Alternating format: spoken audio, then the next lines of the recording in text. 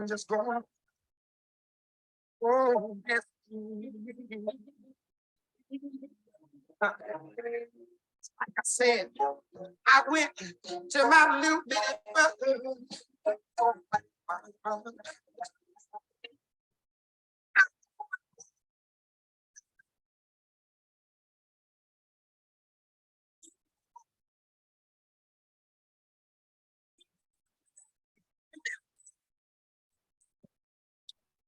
My dear mother, oh, man.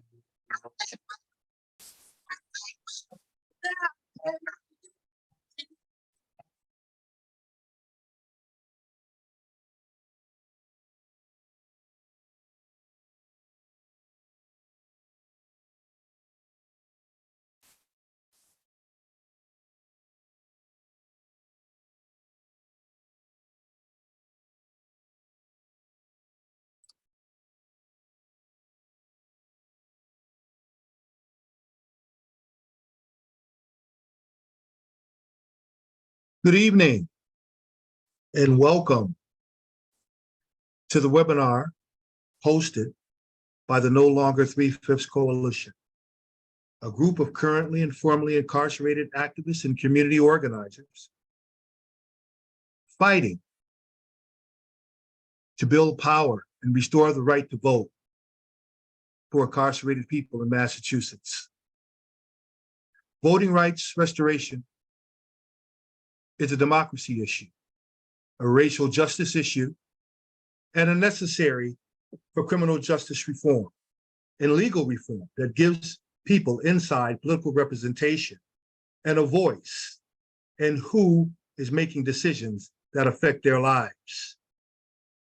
The purpose of bringing everyone together this evening for this event is to learn why voting matters from the perspectives of people from the inside. Right now, we're going to have a couple of videos that we want you to watch from Justin and Katie and Tamik Kirkland and Derek Washington is going to speak on their experience and why they have called upon all of us to assist them in making this happen, this important legislation.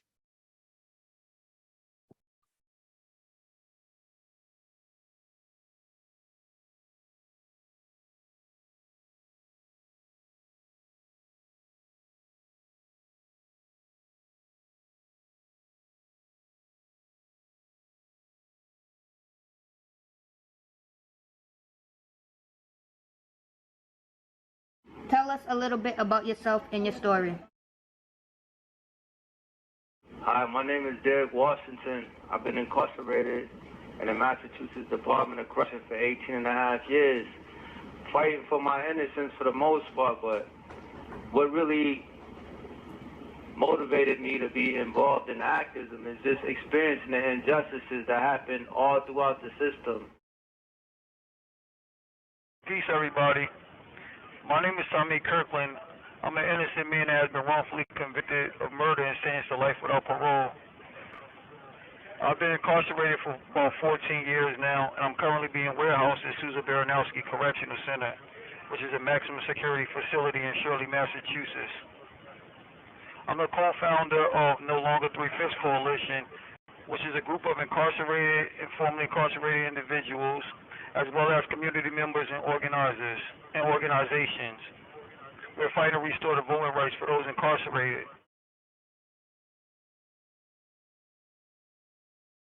Can incarcerated people vote? People incarcerated in county jails, pretrial, or serving a misdemeanor sentence in the House of Correction can vote in all federal, state, and municipal elections by absentee ballot, as long as they are citizens and are not incarcerated for felony convictions or voter fraud. People incarcerated in state prisons for felony convictions cannot vote in any elections in Massachusetts while incarcerated.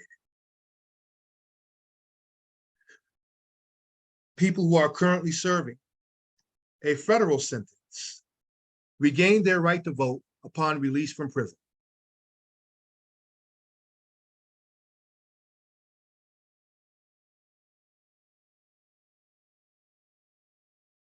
Here is a brief history of disenfranchisement. Hello, everybody. My name is Bobby. I hope everybody's having a good evening today.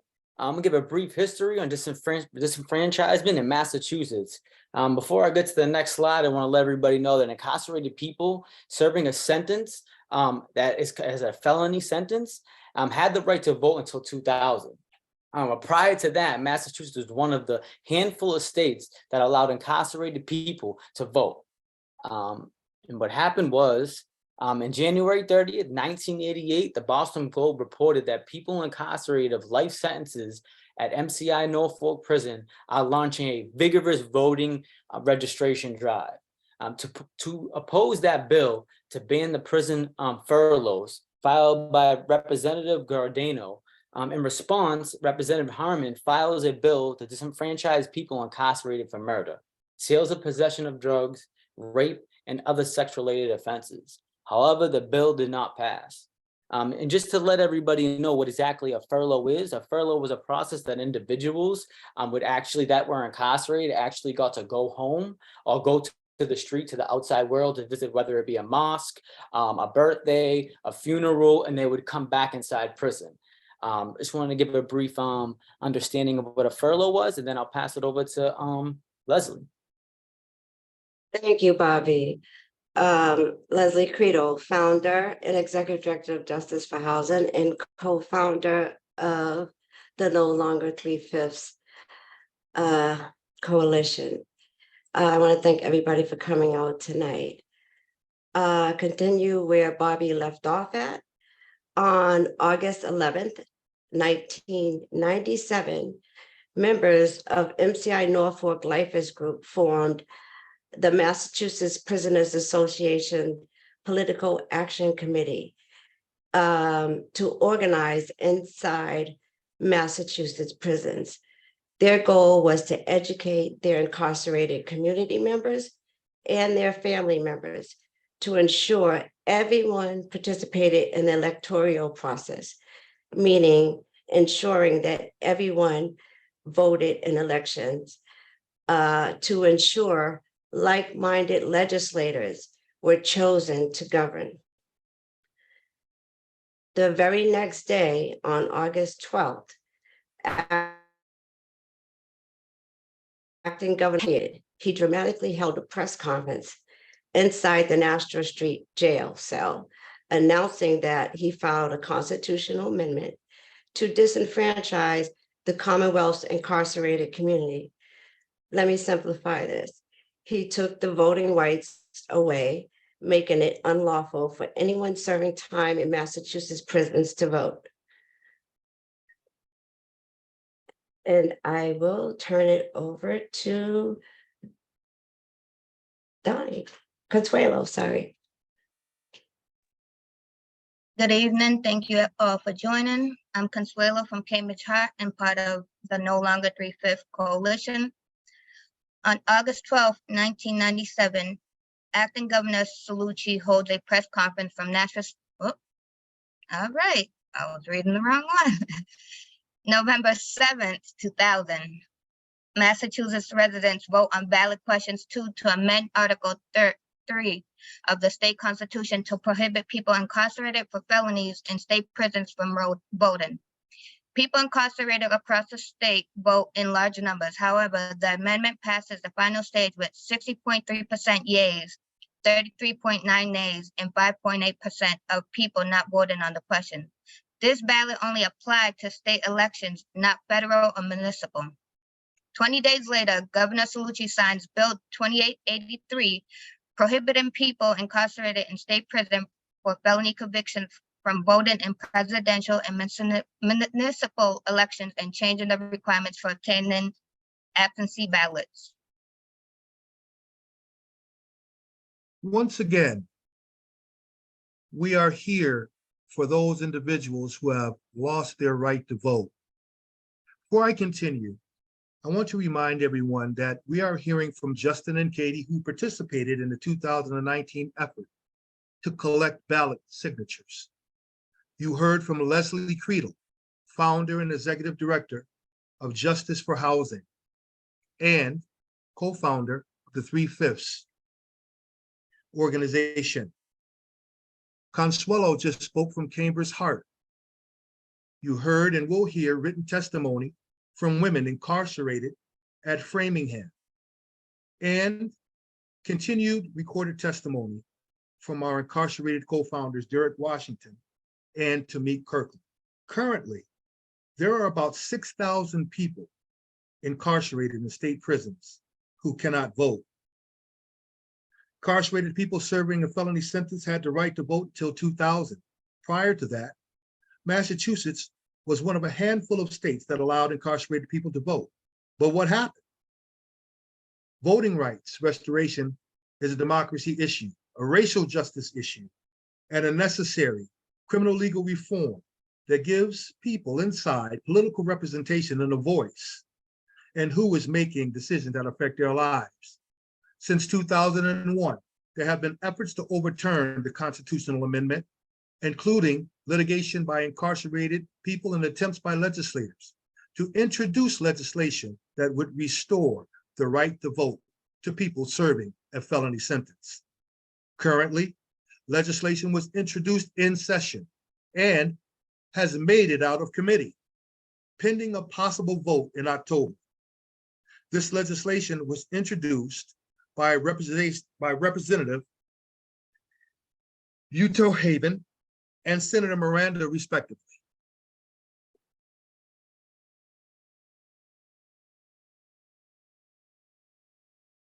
Why does voting matter to people in prison? And we will turn it over to Leslie Creed.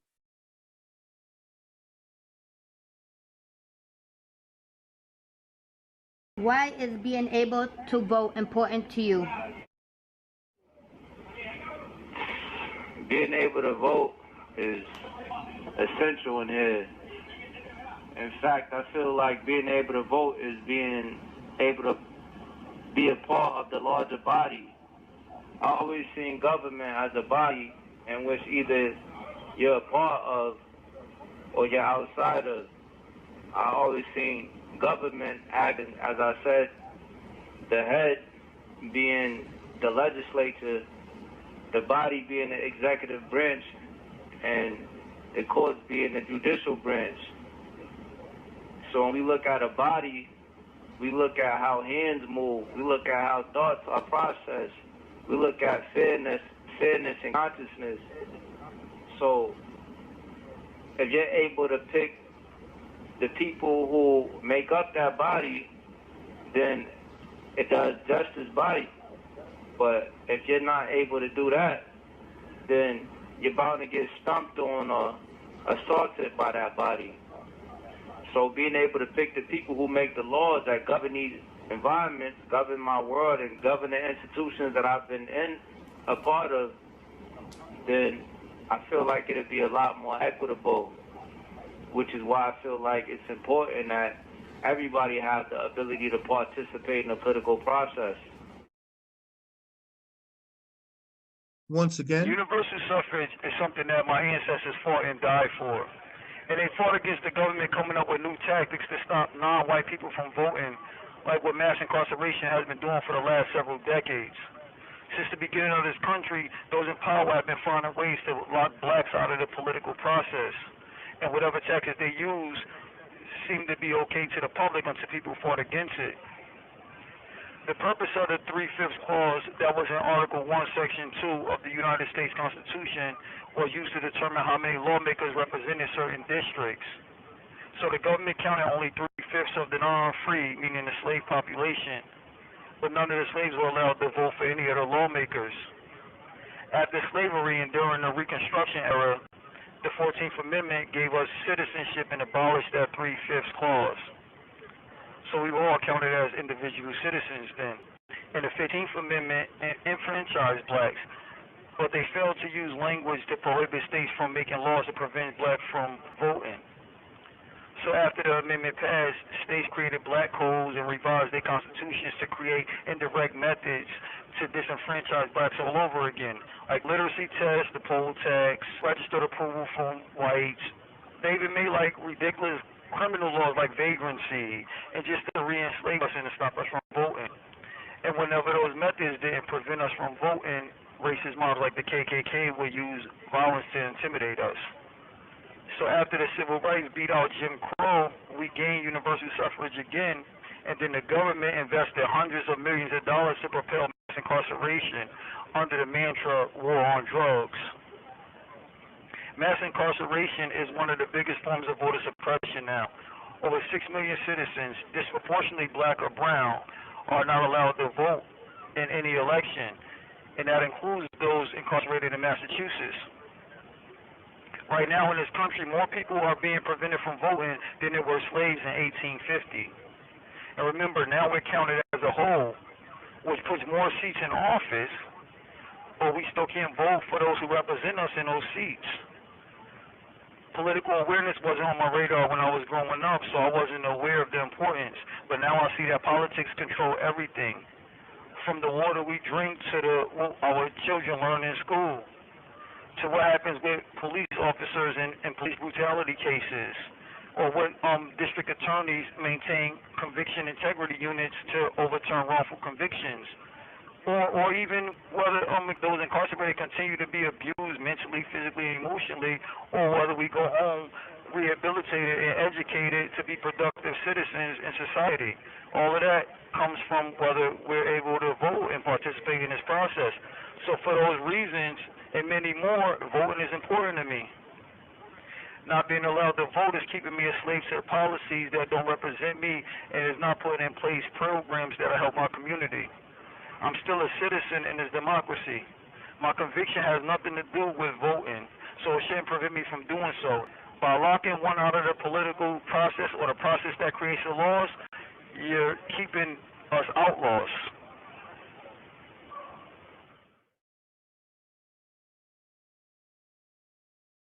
Once again, we just heard Derek, and now we're going to turn it over to a word from Leslie Creedle. Yeah, I am going to speak for my incarcerated sister, Patricia, we call her Patty, who's in MCI Framingham, and she's been in Framingham for over 18 years. These are her words. I think those who are most affected by the laws of incarceration should have a say in who writes or changes these laws. Society should hear from those behind the wall who don't have a voice. The facade should be removed and let us help choose who has the control over our lives. As a future voter, Patricia cares about ending life without parole, better oversight of the mass parole board, commutations, and the right to vote for those who make the decisions about people who are incarcerated. Thank you. Thank you, Leslie. Right now, I am going to do a reading from Omar. These are his words. He has been incarcerated for over 31 years at Old Colony.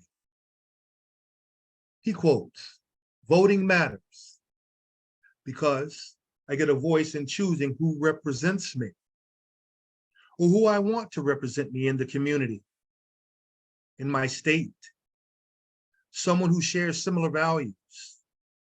If given the right, I would focus on where taxes are being spent, helping out municipalities to bring up my community in Springfield, Massachusetts. The 25 to Life bill, raising the juvenile age to 18 to 25 years old, as well as stripping away the 13th Amendment, stripping away the habitual offender law, stripping away qualified immunity from district attorneys, or breaking the law in their quest to get a conviction. Subsequently, Sean, who has been incarcerated over 30 years at Old Colony.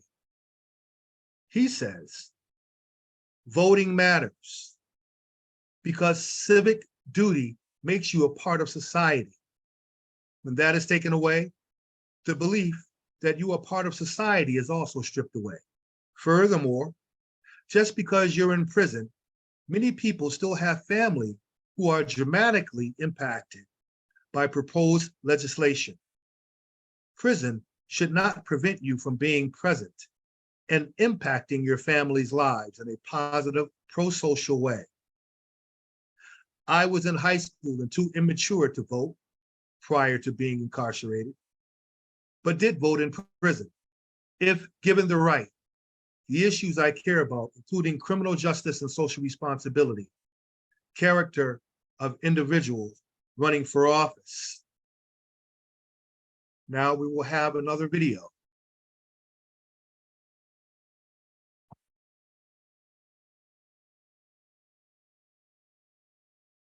How does re-enfranchisement contribute to improving the rights of incarcerated people in the states?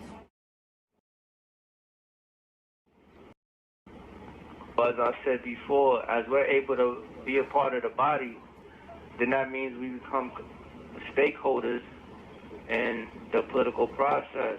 So if we could vote and pick the people who make the laws that govern these institutions, they'd be coming in here looking at the policies that govern these institutions because they want to vote. But because we're not able to participate in the political process, then these institutions, they run rampant with dehumanization and neglecting every bad thing under the sun that can possibly happen because there's no accountability. In fact, it makes these places autonomous institutions where they can do anything. They can kill you in here, and you're only going to get the story that they report. So it's like when we have legislators coming in here looking at us and looking at conditions of confinement, and when these elections come around and they know that, okay, well, I need these people's vote to get into my position, it really emphasizes that we do have a legitimate voting bloc. It really can shift the political anatomy, not only of cities and towns, but of the state ultimately. When it comes down to local elections and governor elections, DA elections, whatever it may be. Any felony disenfranchisement will give those of us that are incarcerated some kind of representation by elected official. Because we can't vote, we don't have anyone in office that has our interests at heart. Therefore, we don't really have any rights. Because we can't vote, most legislators don't create or pass laws that protects us. There is no legislation on classification, so the DOC do what they want with us. We're lacking educational programs. We receive horrible medical and mental health services. They disrespect and mistreat our visitors. Our loved ones pay excessive fees on phone calls just to communicate with us and support us throughout the time. And we deal with correctional brutality on a crazy level. Taser assaults, dog attacks, brass knuckles beatings, pepper spray, excessive solitary confinement, etc., etc., etc. There's no transparency. The DOC officials hold on to all of the videos and they lock us down to control the narrative, so we can't even explain what's really going on. And for an example of our lack of representation, all legislators are aware of the inhumane treatment towards incarcerated citizens. And for that reason, on that bill, Saving Black Lives had language to protect us from brutality. But the lawmakers refused to pass that bill unless that language that protected incarcerated citizens from the brutality was omitted from the bill, basically telling the DOC that they could continue to abuse all of its incarcerated citizens. That's basically because we're not allowed to vote for the lawmakers that voted on the bill. So until we're able to participate in the political process and the politicians see us as human beings and their constituents, inhumane treatment is going to continue. For people who are incarcerated, Having the ability to vote goes beyond just representation and has the potential to improve the conditions that incarcerated people experience. Right now, I'm going to introduce Representative Erica Uterhoven of Middlesex County.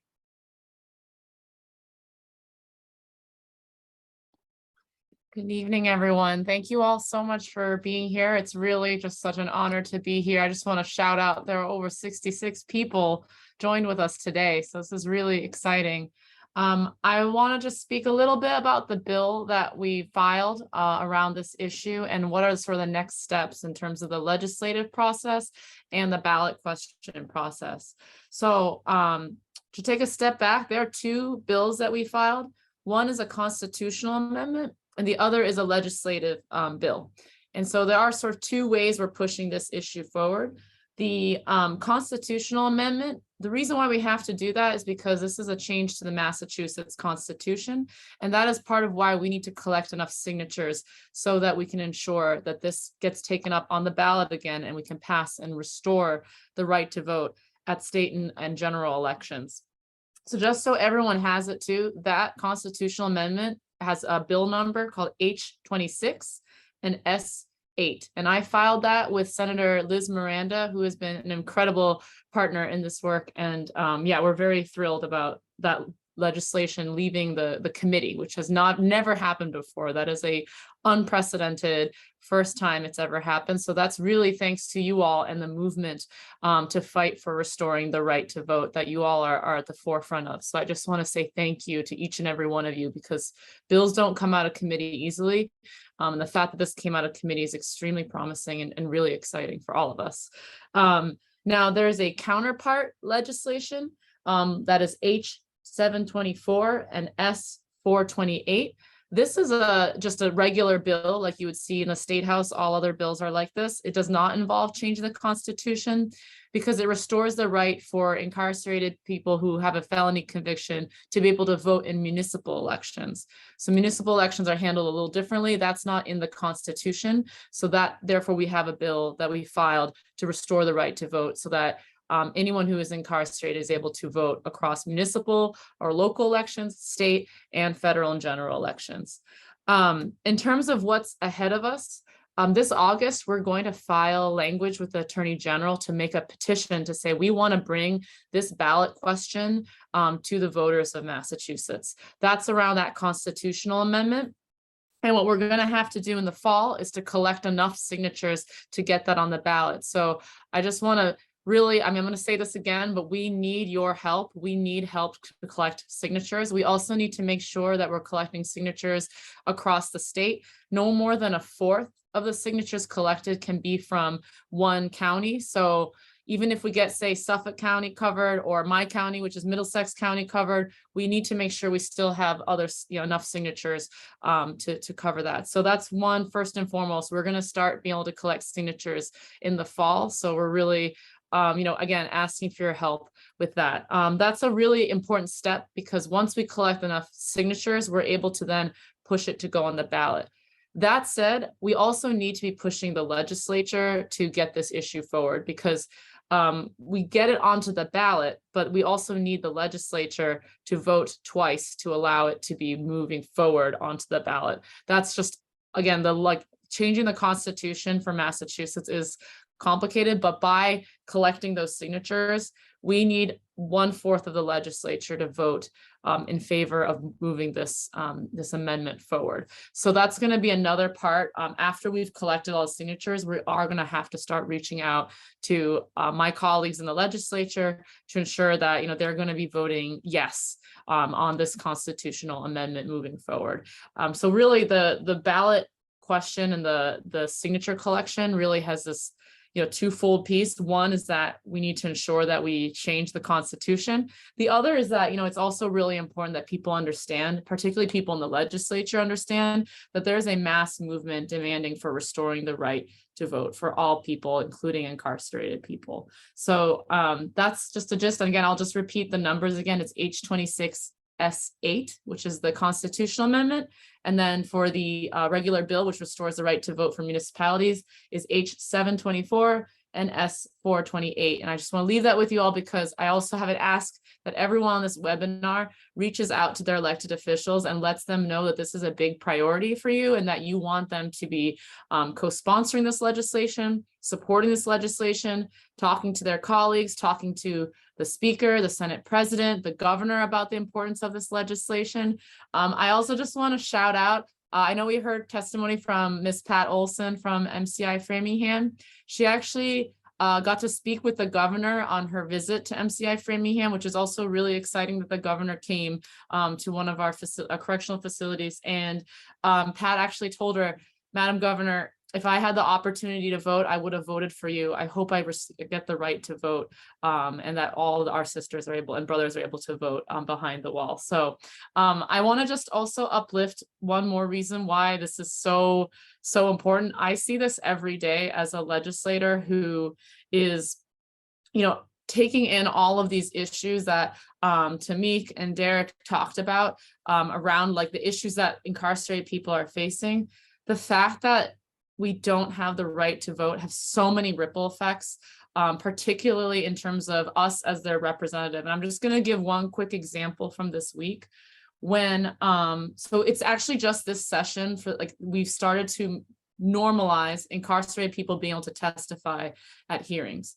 Now, that's still something that we have to ask the committee for permission for, and which is wild to me because we would never do that to people outside the wall, right? We would never tell people that, oh, you may or may not be able to testify at this hearing. Hearings are open for the entire public and are allowed to, anyone who wants to speak for 3 minutes gets 3 minutes to speak. This past week, we had the hearing for ending life without parole, as well as the moratorium on prison construction. We had gone through all the processes. We signed everyone up on the form. We reached out to people behind the wall to ensure that they're able to speak on these incredibly important bills that directly impact them.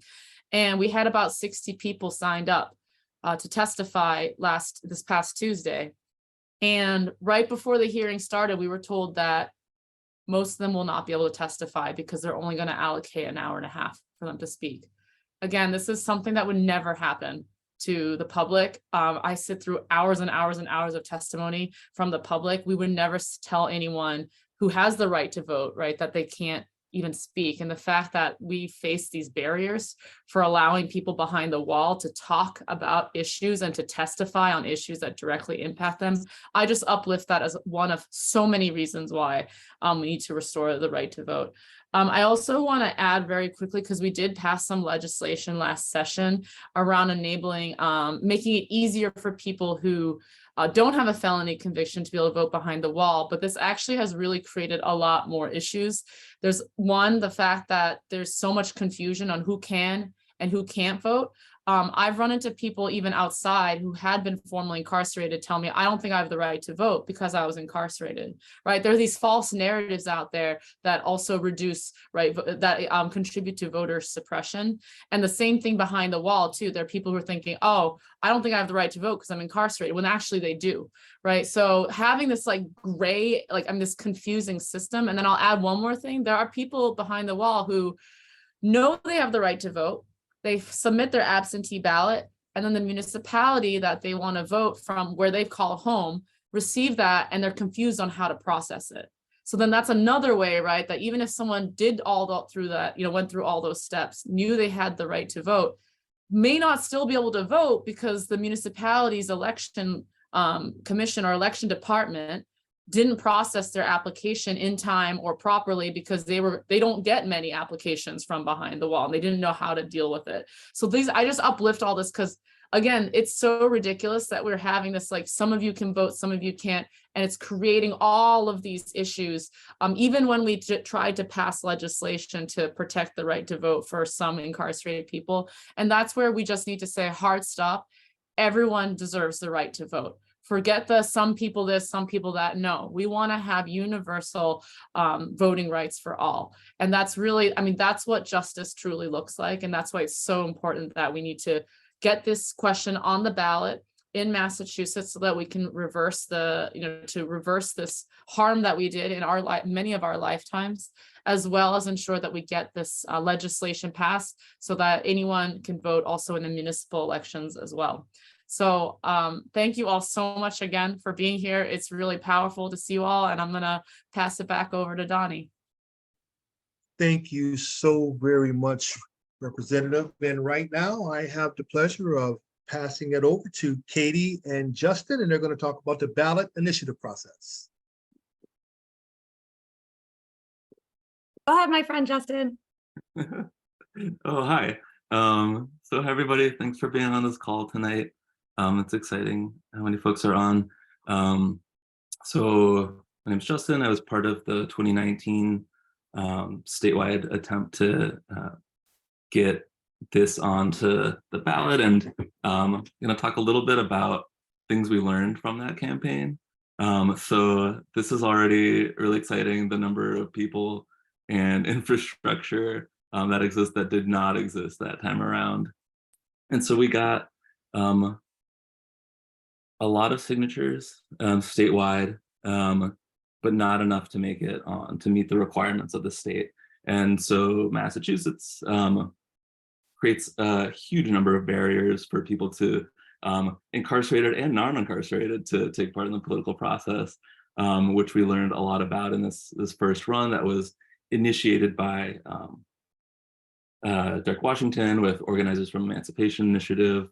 And through this kind of first run, even though we didn't get over the threshold to get enough signatures, we still were able to build a network of volunteers and relationships across the state and organizations who've been dedicated and organizing since then and long before then to get this reinstated.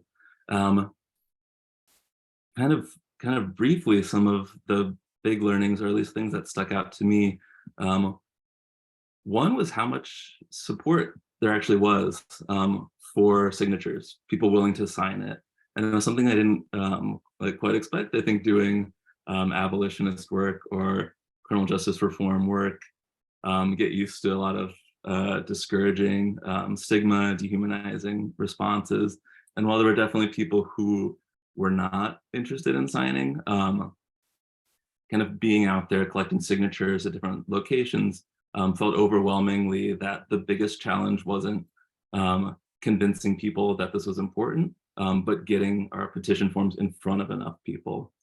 And so it was an issue that could appeal to a broad range of folks we talked to. So anyone from the most sort of radical abolitionist anarchist to reform-oriented, someone who just believes voting is important, people were down to sign it.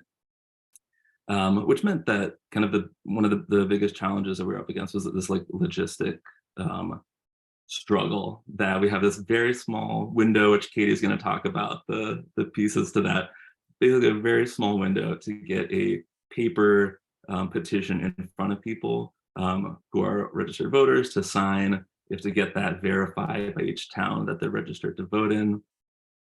And so one of the key learnings for me from that was that we just need lots of people who are down to take on lots of different roles. And that included everything from folks who are very sort of outgoing, down to talk to whoever to collect signatures, to people who are willing to drive these petitions to different town clerks and get them verified, to people who are good with spreadsheets, who could find what time the clerks were open, and all of the various rigmarole that the state puts in front of people trying to get involved.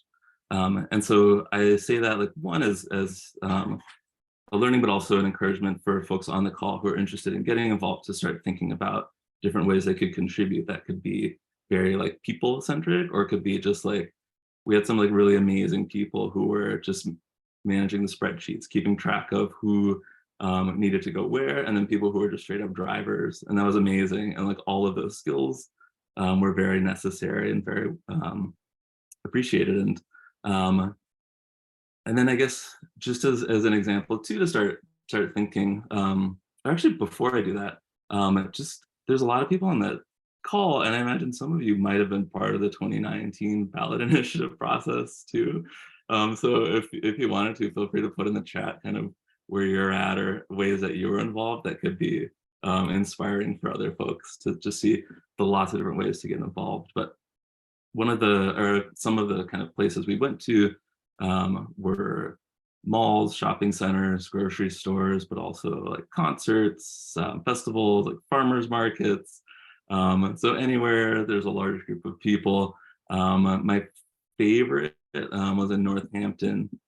Some college students from Smith and Amherst in UMass, we organized a door-to-door trick-or-treating canvassing.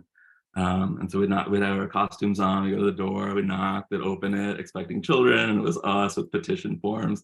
And even though they were like, what are you doing? Most of them signed it.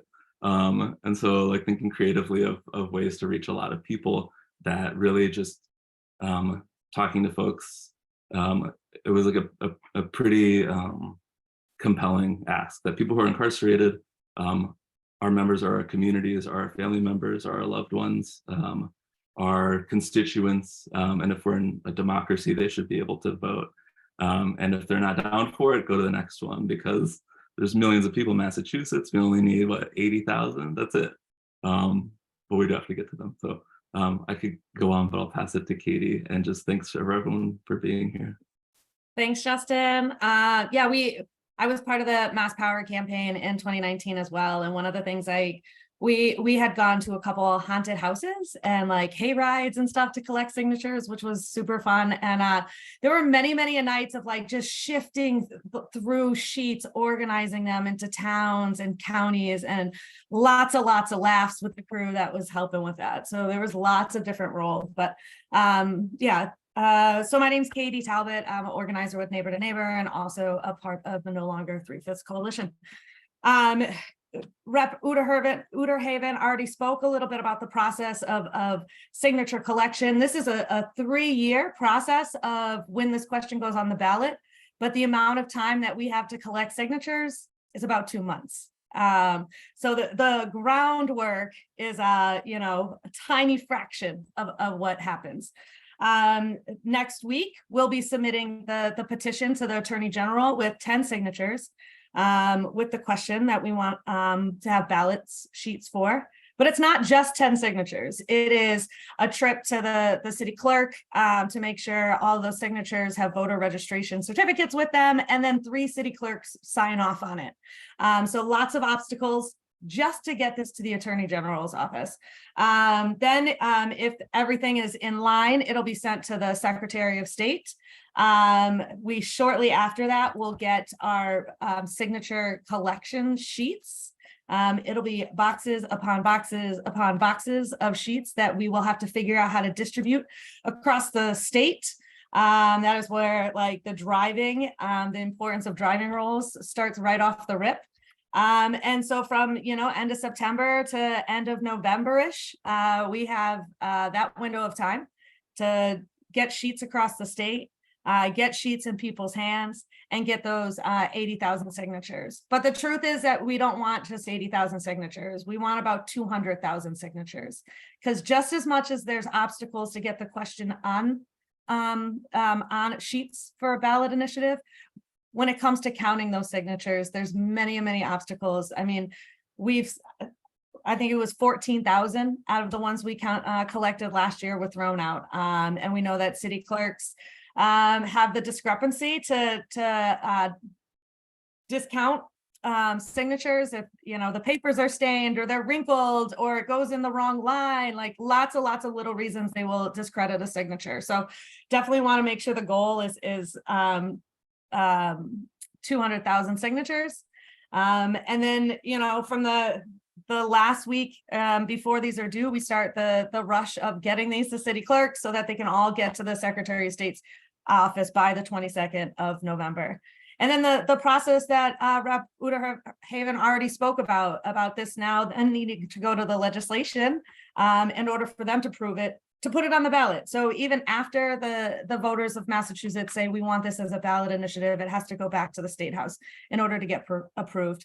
And once we once we make all that happen, we'll start hitting the ground, making sure that we get more than 200,000 people in support of this initiative. But just want to highlight too, like the roles that Justin acknowledged in this. There's a spot for every type of person: introverts, extroverts, folks that know nothing about abolition work, but care deeply about the democratic process.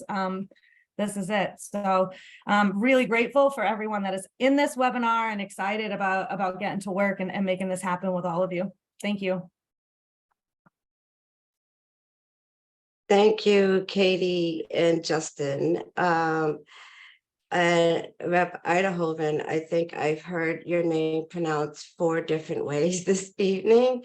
And I just want to thank you for being here tonight.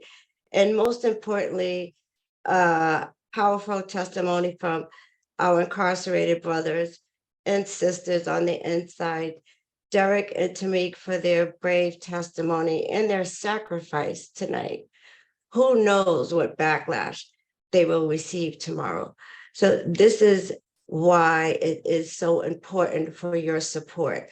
Let their sacrifice not be in vain, and help us get this ballot initiative amendment legislation passed. One of the privileges of being a US citizen is having the right to vote. When you take that away, you don't have a voice. When I was incarcerated, I didn't feel like a citizen. I didn't have a voice, but yet when I was released, they had the nerve to call us returning citizens, right? So let's turn this around. And some of our asks tonight are, we are looking for volunteers to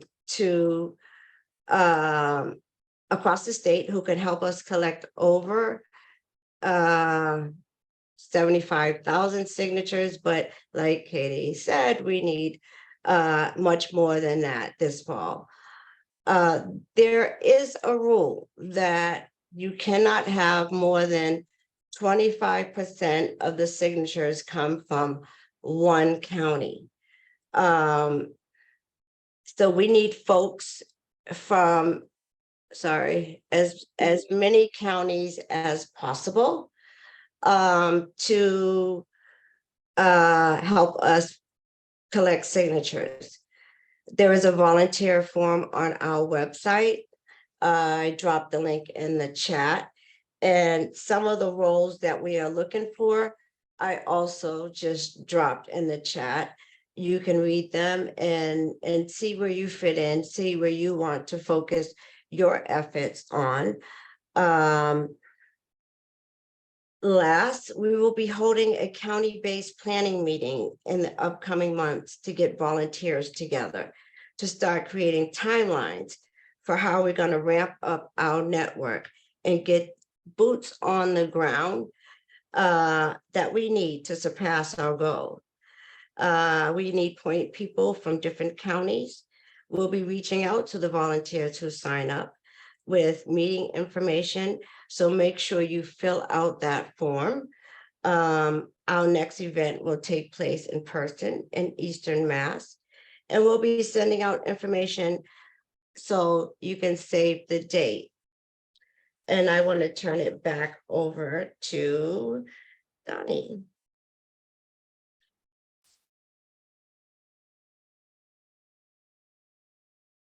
Thank you very much, Leslie. Despite prevailing attitudes toward incarcerated people, attitudes that opponents to voting rights restoration will use to discredit our campaign, the history of disenfranchisement makes clear that people in prison want to be politically active and use their voting power not only to bring about much needed legal reforms, but to benefit their communities. We will now turn it over to Derek and Tamik to close us out. What's something you think the public gets wrong about incarcerated folks? Well, first and foremost, I feel like they push the dehumanization narrative and that all incarcerated people fit under this ubiquitous flag of he'll rape you, he'll steal from you, he'll deceive you, he'll kill you. There's really no way to humanize an individual because the stigma of criminal is an inclusive scar across the face of anybody in these institutions, which is why I emphasize humanization. So the misconception of incarceration is that individuals in here are all just, as Franz Fanon has said, wretched of the earth. So I feel like until you come in here and actually communicate with people in here via a visit, via an email, via a phone call, like if you're not tuning into how your tax dollar maneuvers throughout the machinery of incarceration, and you see what your tax dollar, how your tax dollar is being used, then how can you even form an educated opinion about an incarcerated person? Because that means they're getting all your information from the news vehicles that have an interest in spilling a certain narrative about the individuals who are quote unquote the worst of society. A lot of people believe that incarcerated citizens are animals, that we don't care about anything, that we don't want to do or be better, that we're all guilty, manipulative, dangerous, etc. And that's how they've been like desensitized when they hear about our struggle. But the truth is most incarcerated citizens do care, and they accept that they've made bad decisions and they're carrying out their sentences. Some of us are actually innocent but lack support and resources to go against the machine of this government. But regardless, most of us want to do better, and we do better. And as a result of the desensitization, a lot of people believe that those incarcerated get what we deserve, like the brutality, the torture, the lack of educational programs, and all the other whole inhumane treatment. But most people fail to consider the fact that this is bad for us that's going back into the community. 90% of incarcerated citizens are not doing life sentences, so they're going right back into society. And the last thing you will want is people being treated like animals, being tortured and physically, mentally, and emotionally abused for years and years, and then just released right back into society. That only makes everything worse in the community. People should want those incarcerated to learn from their worst decisions and learn how to prosper and be productive citizens when they re-enter society. And the only way that that's going to happen is if those incarcerated citizens are allowed to participate in the process that create the laws that's going to make it happen. And so it's incumbent upon us that we do what we have to do to make it happen. So I'm encouraging people to log on to nolonger3fifths.org, follow us on social media, and learn how to be a part of this struggle and help us with this fight so we can make the community and everybody situations better.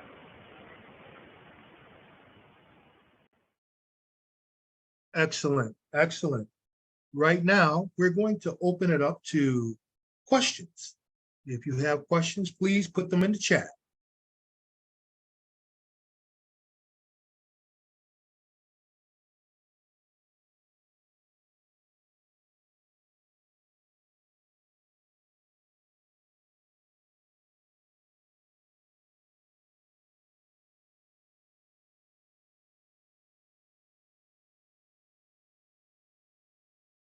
There are some questions in the Q&A chat as well, just in case, although it looks like some of those have been answered already. Thanks, Danielle.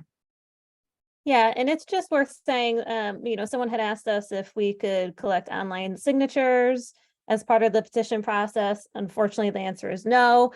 Everything has to be done, you actually have to sign a form. Again, Massachusetts is one of the most difficult states to get a question on the ballot. And this is unfortunately one of the kind of hurdles that we have to overcome. Hence why, as many of you who are interested in collecting signatures across the state, it's really, really important that we hit that mark. There was a question in the chat. Someone asked, can they access this recording? Yep, we're gonna make the recording available. We're gonna get it on our YouTube channel, and then we'll share that out with everybody who registered for this call. There's a question in the chat, and the question is, will this help people already released from prisons with felonies regain their right to vote?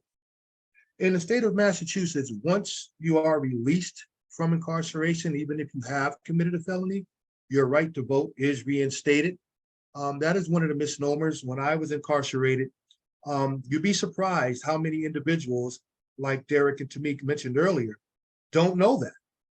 And they emerge from prison, and you're so focused on probation or parole, trying to get a job, trying to get back in touch with your family, that the right to vote really isn't important to you. But it should be one of the most important things to someone emerging from prison. And that's one of the things that we want to get the word out. The fact that the folks that are incarcerated on a felony can't vote adds to that misnomer. And like that, there's some people in Massachusetts that can, some citizens that can, and some that can't. It's very, very intentional in order to make sure certain population and community don't voice their opinions and don't push to change the status quo.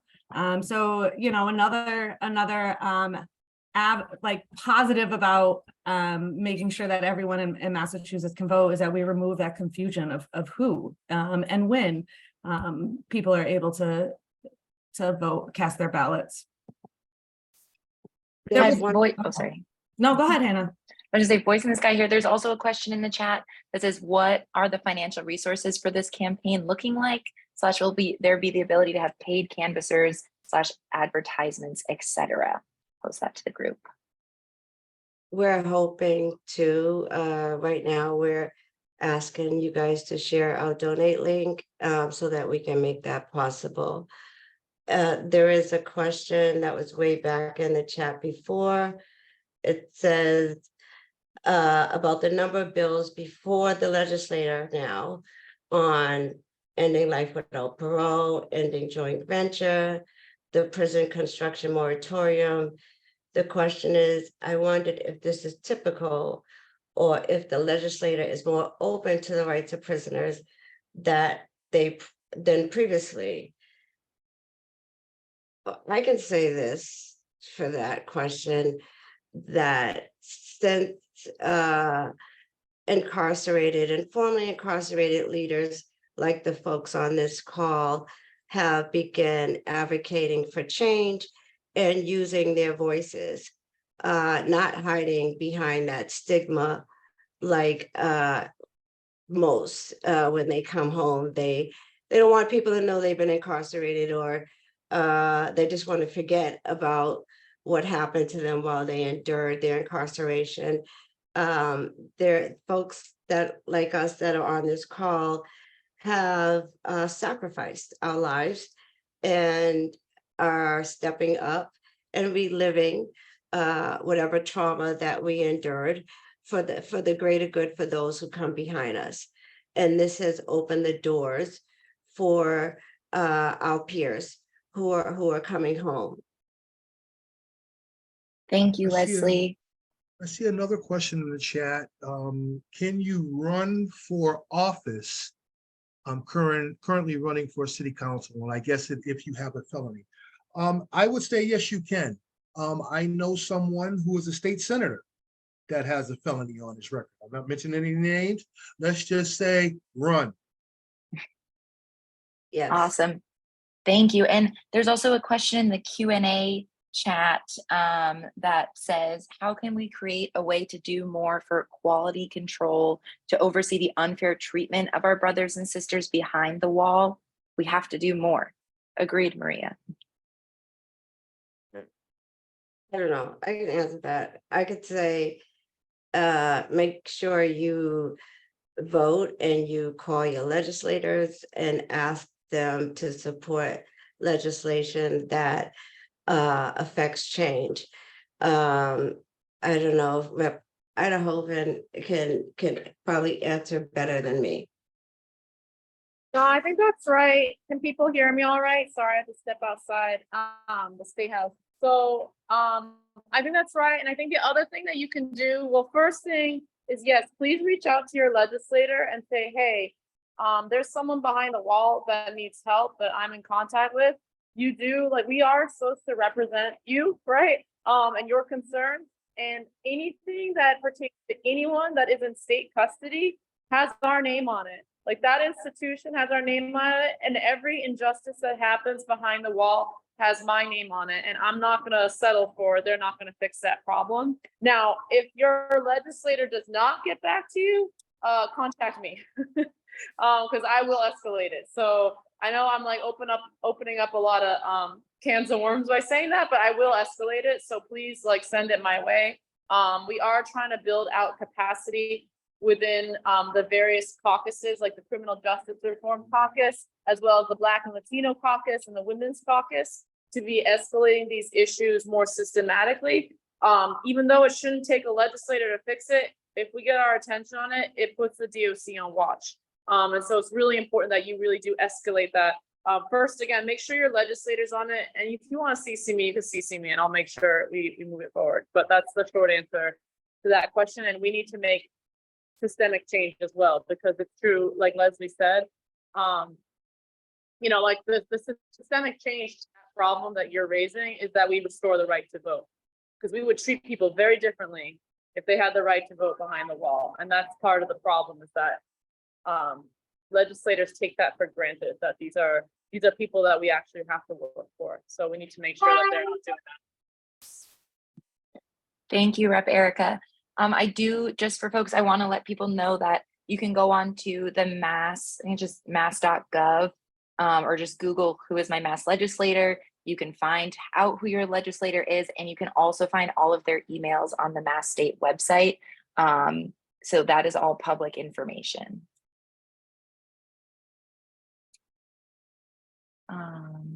Let's see. Okay, there's also a question in the Q&A from Nolan.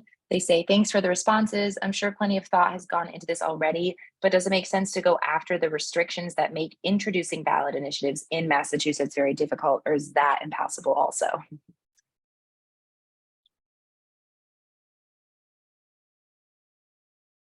I can answer that. I think that's a good question to ask, but I think we need this change as soon as we can. So that will be a whole nother process to try to change the ballot question issue. And it is, I will just say, like, to reaffirm your point, that our system in Massachusetts really favors corporations and well-resourced organizations, like for-profit corporations, from putting whatever they want on the ballot, and make it very difficult for people to be able to do that, or, like, you know, for people power to make that happen.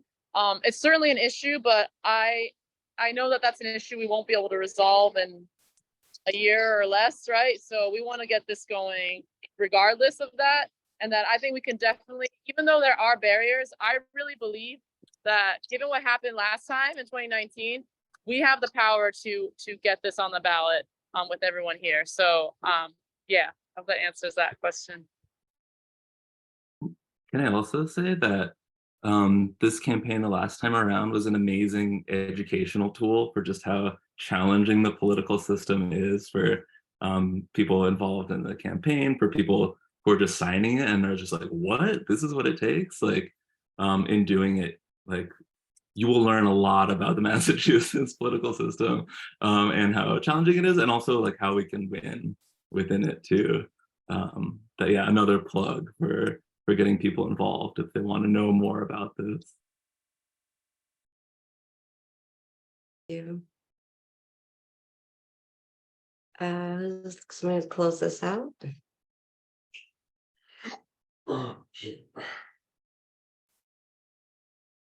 All right, we would like to thank everyone for attending tonight. It has been informative, and I know that we're going to make progress moving forward on this very important initiative. I would like to thank all the participants, Justin and Danielle, and Leslie, and Katie, and Erica, and Hannah, and Consuelo, and Bobby, and everyone else that I can't see on my screen. Thank you so much for your participation.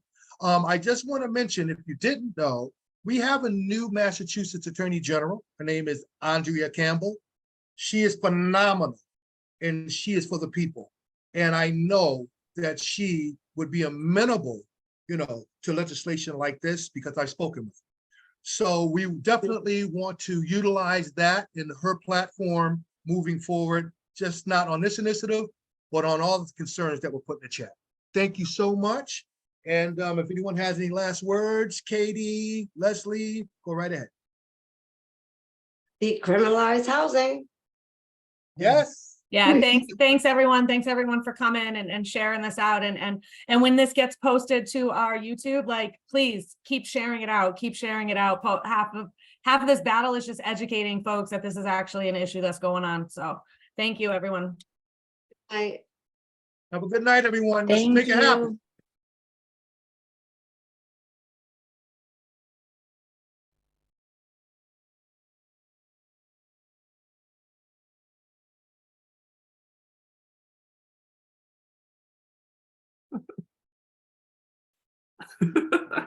That's awesome. So we're not staying to debrief. I don't know. I'm like, are we hanging out? We're good. We're good. I'm good. It's done. I know. Good night. I'm the one usually in meetings that is like, yeah, bye, end meeting for all. Like, No one can debrief. yeah, no one can